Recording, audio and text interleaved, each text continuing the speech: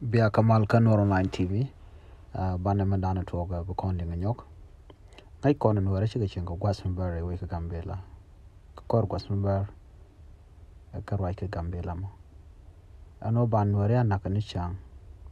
A tet canwari, Kona Meshi Shang Mujidit, a Kimatoga, Shima Paito, a Meditan wall.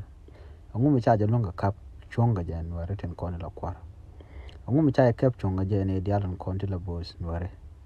Kan bos nuare to kon ka pastor ka kon ka bos kon la bod wech nyok to kon ka bos tin kon la bos lo akot kon dor la ja roi ne kon den yam dien angum nin kan ka ja da no yone dien kan kon la kwar da no yone long ka ga dia la kon la lat kum ko liu na ne en mo to kon ta ma ko de me reg mdit en manana to kan kon nyinga bar ta ma ka de jananen nang nuare en winni kane de tot chere an karodian ka kan jikan ten kon lan nuare ke ga jak kon ten tot to yir kama kot ana me dung nuare dial ko naga nuare dial ko nuare no gwa na gaten na ka gambela na ka gonde ko kien na kare kemne